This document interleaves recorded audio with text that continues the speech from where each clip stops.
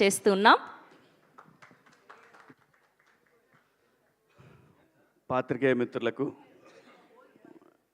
Electronic media సోదరులకు, విచ్చేసిన అతిథులందరికీ కూడా పేరు పేరున స్వాగతం.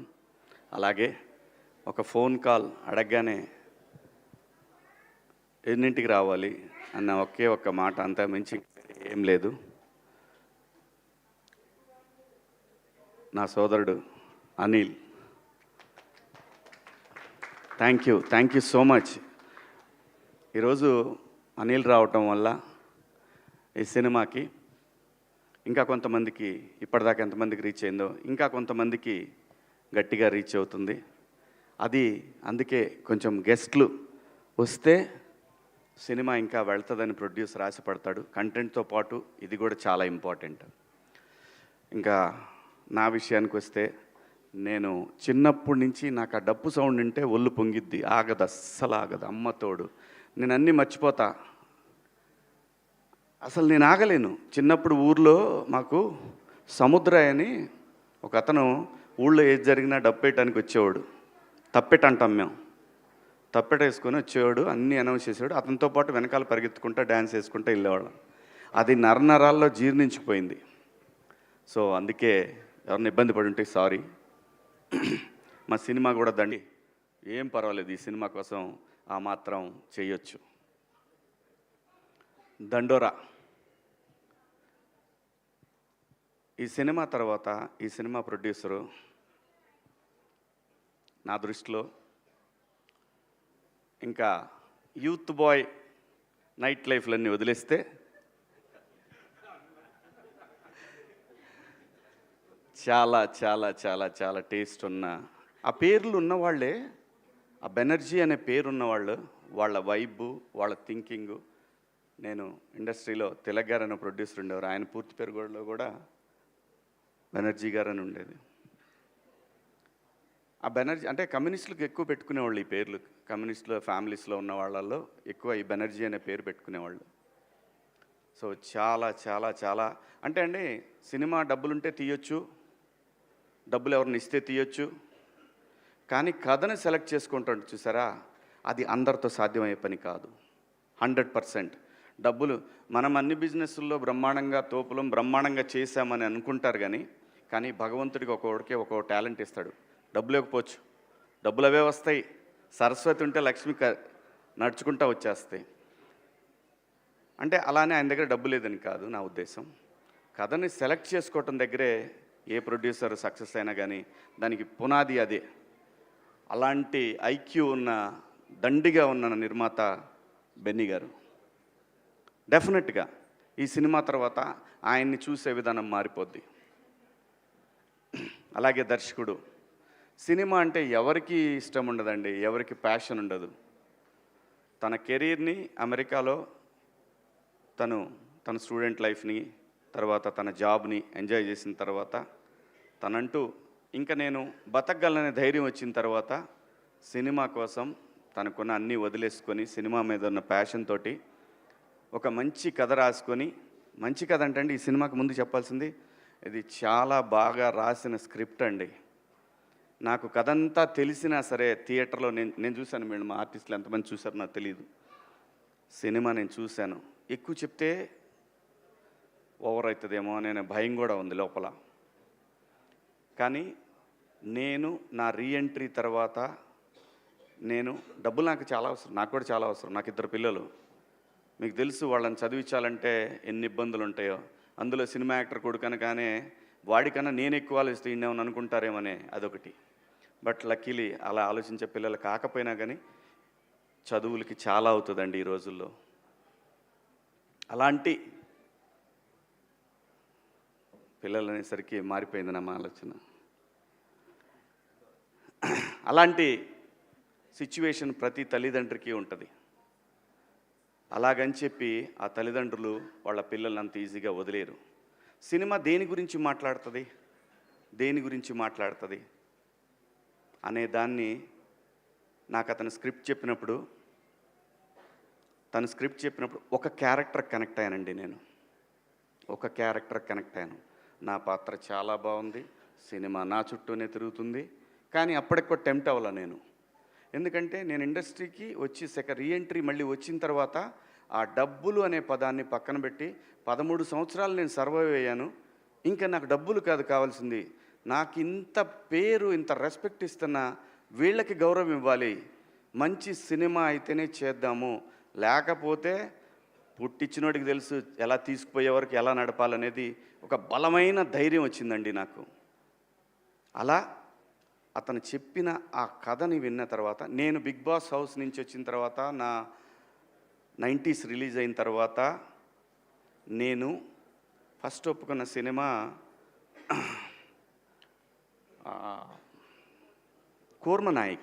కూర్మనాయక. అది చాలా గ్రాఫిక్స్తో ఉన్న సినిమా, ఒక నెగిటివ్ క్యారెక్టర్ నాది, నాకు బాగా నచ్చిన కథ అది. దాని తరువాత కోర్టు కాదండి నేను ఒప్పుకుంది, ఈ సినిమా.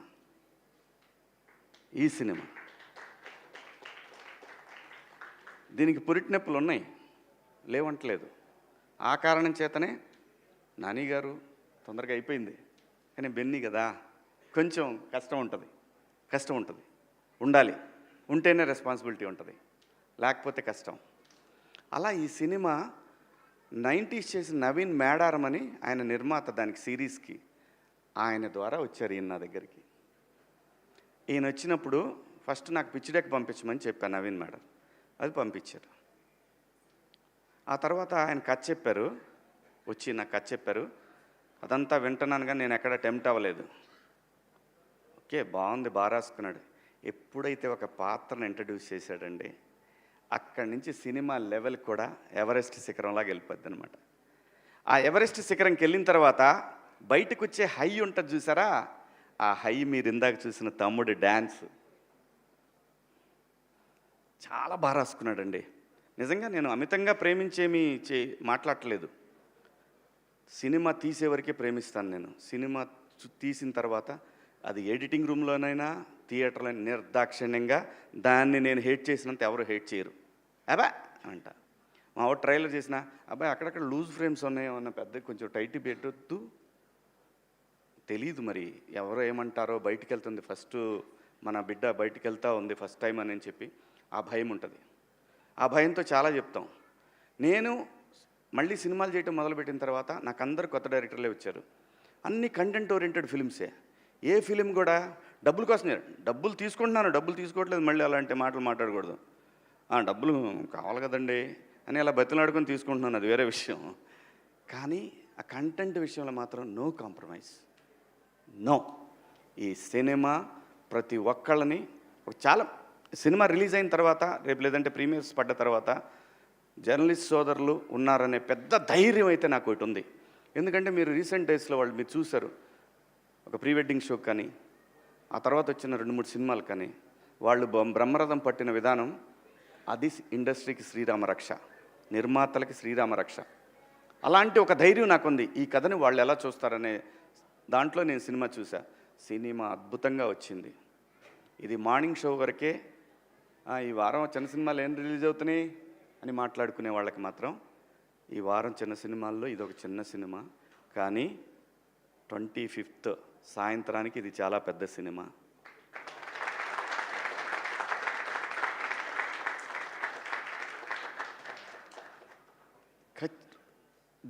అంటే ఏ రేంజ్ అనేది నేనేమని చెప్పడానికి, అందరికీ నచ్చే సినిమా, 10 మందికి చెప్పే సినిమా. ఇందాక అనిలు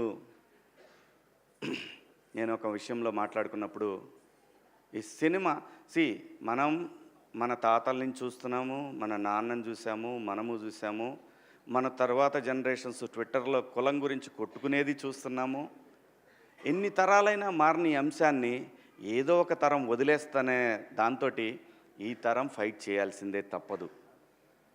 ఆ కులం గోడ చుట్టూ ఉన్న ఒక మ్యాజిక్ ఉంది ఈ సినిమాలో. ఆ మ్యాజిక్ని ఫస్ట్ డే కాపీ చూసేటప్పుడు నేను సినిమా అంటే ఈ సినిమా తర్వాత నా రెమ్యునరేషన్ ఎంత పెరిగి దాంతో కాదు, నా జడ్జిమెంట్, నేను మళ్ళీ సినిమాలకు వచ్చే కదా నా జడ్జిమెంట్ కరెక్ట్గా ఉందా లేదా అనేది తెలుసుకోవడానికి నేను చేసే ప్రయత్నంలో డైరెక్టర్ గారిని అడిగాను, మురళి గారు మీకు ఒక ఆత్మ ఉంటుంది, సోల్, సోల్ మీద మీకు మాట చెప్పుంటుంది. ఫస్ట్ టైం నువ్వు సినిమా చూసుకున్నప్పుడు చెప్తుంది. ఏ డైరెక్టర్కైనా సరే, అది ఫెయిల్యూర్ అయినా హిట్ అయినా ఏ డైరెక్టర్కైనా ఒకటి అనిపిస్తుంది. మీరు నాకు చెప్పిన కథని ఒక 75% తీసారా? ఇది ఎందుకు అడిగానంటే యాక్చువల్ 50 తీస్తే చాలు ఈ సినిమాకి. 75% తీశానని మీ ఆత్మ చెప్తుందా మీకు అని అంటే ఆయన అన్న ఎగ్జాక్ట్ వర్డ్స్, సార్ అందరూ ఓవర్వెల్మింగ్గా ఉంది సార్, భయం వేస్తుంది నాకు, కానీ నేను ఒక 80% తీసా అనుకుంటున్నాను సార్ అని అన్నారు. ఎగ్జాక్ట్గా ఇదే మాట మాట్లాడారు ఆయన. చాలు 50 తీస్తే చాలు, నువ్వు 80 అనుకున్నావు అంటే ఖచ్చితంగా 60-70 దాకా వచ్చి ఉంటుంది, అది ఏం ప్రాబ్లం లేదు. చాలా మంచి సినిమా తీశాడండి. ఇలాంటి సినిమా మీరు ఆదరించాలా వద్దా అనే విషయం ప్రేక్షకులది. అడగాల్సిన బాధ్యత మాది. అలాగే మీడియా మిత్రులు మరొకసారి ఖచ్చితంగా అడగాల్సిందే. అలాగే ఈ సినిమాలో పనిచేసిన టెక్నీషియన్స్ వెంకట్ గారు కానివ్వండి, సృజన తను కానివ్వండి, మార్క్ రాబిన్ గారు కానివ్వండి, అలాగే ఈ సినిమాకి పనిచేసిన ఎడ్వర్డ్ ద టోపీ మ్యాన్ చాలా చాలా చాలా కష్టపడ్డాడండి తను కూడా. అంటే ఆర్టిస్టుల్ని ప్రొడ్యూసర్ని మేనేజ్ చేయటం అంత ఈజీ కాదు.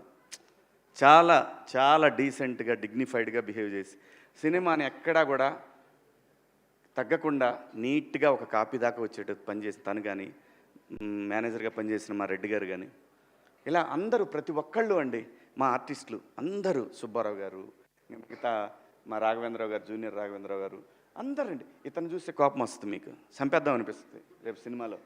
అలాగే ఆయన సుబ్బారావు గారిని చూసిన మిత్రులు, ఆయన్ని చూసిన, ఇదిగో ఇతను చూస్తే ఇతను కనపడితే ఎక్కడ కనపడతాడని అడుగుతారు. ఉంది చాలా మ్యాటర్ ఉందండి సినిమాలో. చాలా బాగా తీశారు సినిమాని.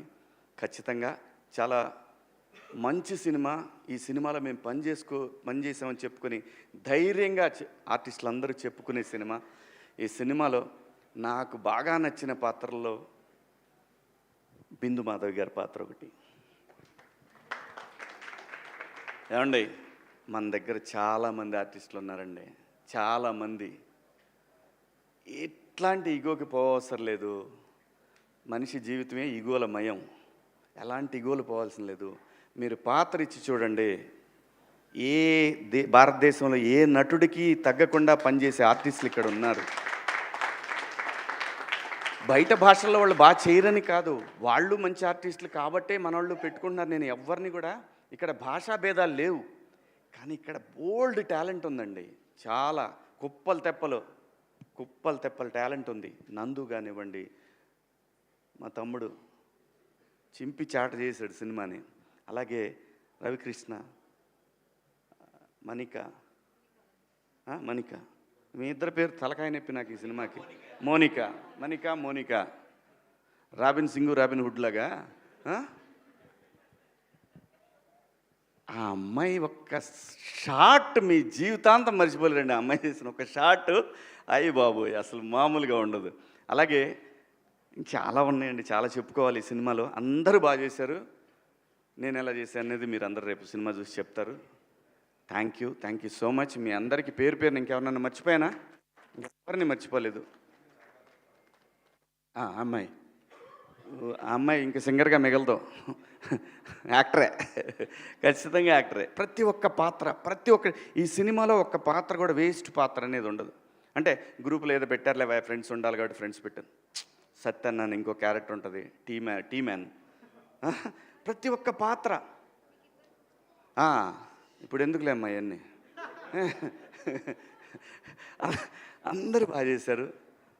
గట్టిగా దండోరా వినపడుతుంది. దేశం అంతా, రాష్ట్రం అంతా, ప్రపంచం అంతా వినపడుతుంది. Thank you so much. ఈ సినిమాలో అవకాశం ఇచ్చిన బెన్నీ గారికి, అలాగే డైరెక్టర్ గారికి, ప్రతి ఒక్కళ్ళకి.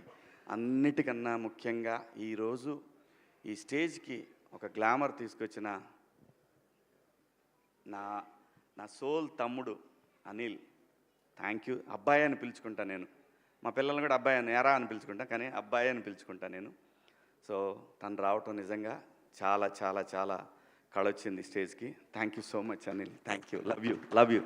కాసర్ల శ్యామ్ గారు, అమ్మా ఇతను మళ్ళీ నేషనల్ అవార్డు కొడతాడు గ్యారెంటీ, డౌటే లేదు, ఏం డౌట్ లేదయ్యా.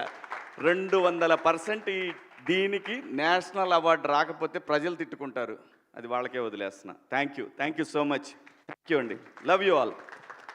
ఈ అమ్మాయి గురించి కూడా చెప్పాలిగా, మళ్ళీ లాస్ట్లో లేనిపోయింది. డబ్బులు ఇచ్చినా చెప్పాలి, తప్పదు, మాకు చెప్పినట్టే.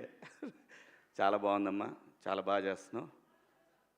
ముఖ్యంగా నీ డ్రెస్ సెన్స్ చాలా బాగుంది. దయచేసి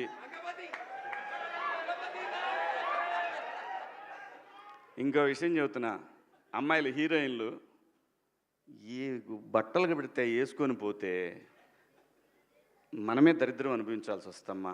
ఏమనుకోవద్దు, హీరోయిన్లు అందరూ మీరు అనుకున్నా నాకు పోయేది లేదు, లాగి పీకుతాం మనం, అది వేరే విషయం.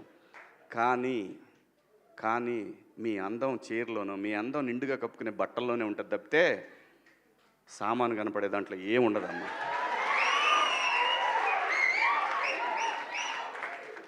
అవి వేసుకున్నంత మాత్రాన చాలామంది చూసినప్పుడు నవ్వుతూ అంటారు, కానీ దేద్రమ్ముండ ఎలాంటి బట్టలు ఎందుకు వేసుకుని కాస్త మంచి వేసుకోవచ్చుగా, బాగుంటావు కదా అనాలనిపిస్తుంది లోపల, అనలేము.